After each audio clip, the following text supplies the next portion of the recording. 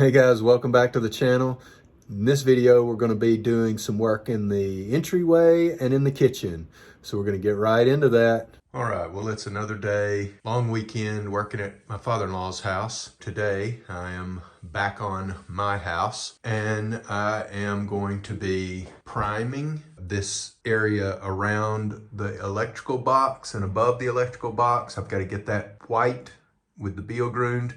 Then I can put on the middle layer of plaster, and then I can do the plaster you're going to see. Not this area here, because that's going to get covered with plywood. And then we're also going to do the kitchen walls. I had started priming some areas just because I had extra primer mixed up. And so I primed any areas that I knew I could just go ahead and prime. And then I had to go in and fill in some low spots. I still have this area to prime. So I have this bucket here that I've already opened and used a little bit of it, so it's not a full bucket. Prime everything with that I can get done with this, and then get my half puts put on. Since I'm only mixing up this one, I'm going to start by getting these areas done, and I want to get this wall done because I want to be able to put cabinets in, move my refrigerator in, get some things in the kitchen and out of the garage and barn area. That's my goal for today, is to get this all prepped and primed, the wall in the electrical area primed, and then move on from there with the half puts. Right, we have this wall primed, and now it just needs to dry, and we can finish the plaster on this wall. We have the kitchen primed and ready for the mid coat or half puts. So I'm gonna let this dry overnight, and then tomorrow I'll probably get started putting the mid coat of plaster on. And then also this mesh material goes into that mid coat. I know I can get this area inside the entryway completed.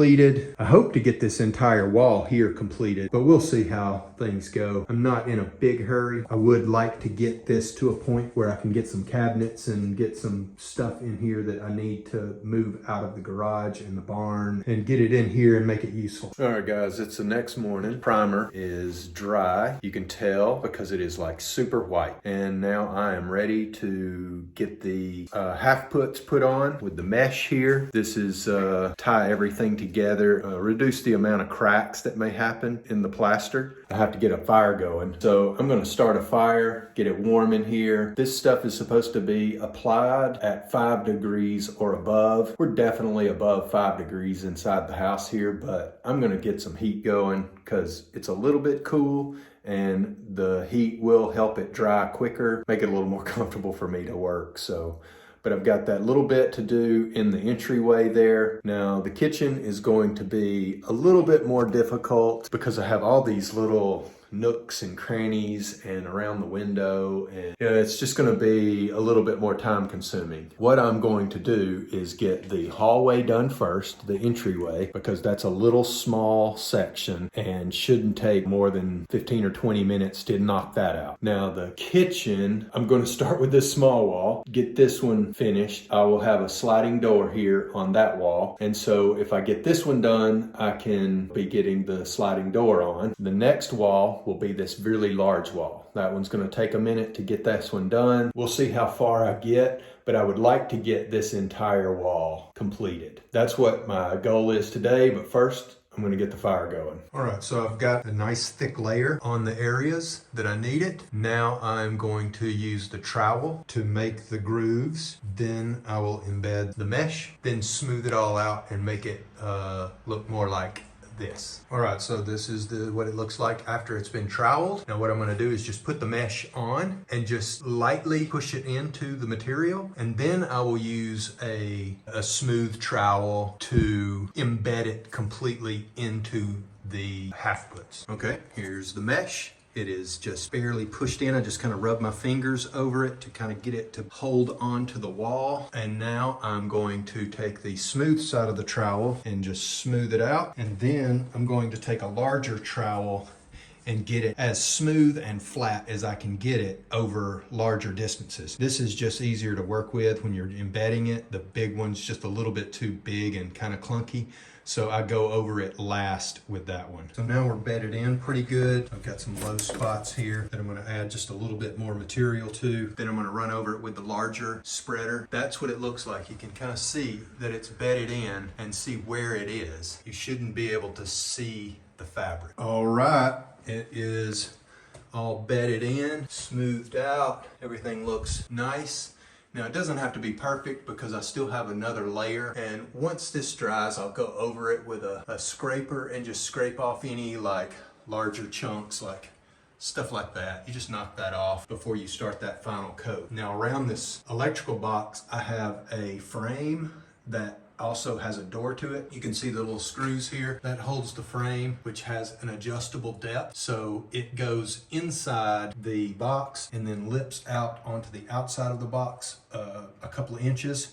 So all of these kind of rougher edges, you'll never see that. I'm not super worried about that, but I want to try to make it look as good as possible. But that's what it looks like in this small spot. Now I'm gonna work my way into the kitchen and start the bigger areas. Now on this wall, I'm gonna use only the large trowel just because it's such a large space. So I've done up to the top of the doorway. I'm gonna go ahead and get 2 pieces of mesh installed, and then I'll get on the ladder and do the top. This is done in 3 pieces. I'm gonna do it a meter tall, and then this is like, maybe like half a meter, and then I'll turn the corner and start the other wall. All right, well this is how far I made it with the one bag. A little less than what I thought. I thought I'd get at least half this wall done, but we got the sliding door wall done. This will probably take, I'm gonna guess 3 or 4 days to dry. I've got the wood stove going. That's putting some heat into the room, so maybe it will dry a little bit faster. I'm going to take a little break, eat some lunch, and then maybe come back down here and mix up another bag and continue on with this wall.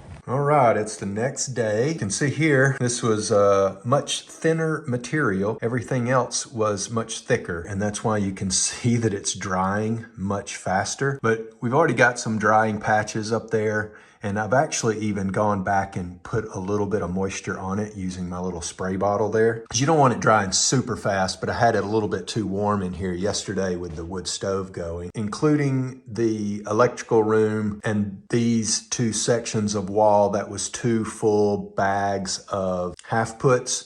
So I'm going to mix up at least 1 more bag and finish off this wall and do what I can around here. And then I'll mix up maybe like a partial bag and finish off all the way around. But if I can get this area done and this wall done, then I can finish off my trim to the washroom. That will finish, kind of get that project finished, or at least to a further point. Then we can move on to the final coat of plaster, which will end up being white like the rest of this, and actually start building the kitchen out and making it look nice. All right, I made some good progress on these walls with just 1 single bag. I was able to get this area completely done. The area here on this side is done. This face below and on the inside of that window. There's already mesh in this area, so I'm not worried about that. I'm gonna have to mix up a small amount to do those areas. I think it's gonna work out really good. All right, it's the next day and I'm getting ready to start putting some more plaster on the walls. I've already got my batch of plaster mixed up. Then I went around and prepped my walls. I'm gonna do the piece on the inside of the window here above the top, and then just a little bit on the other side. So I'm gonna go across the top and then underneath that top portion, which is like the bottom of the beam. And then I have just a little portion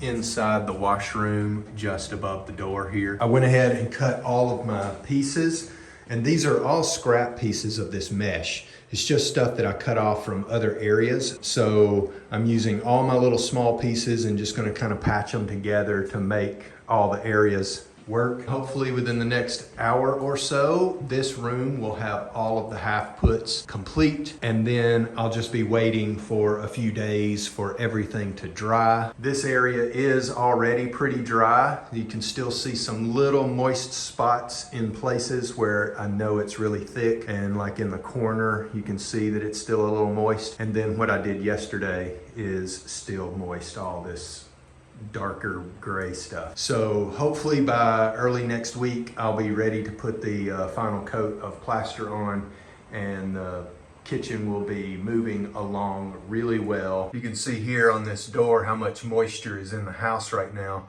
Even though I'm running the wood stove, with all the moisture that I'm putting on the walls, even last night, the house was really humid.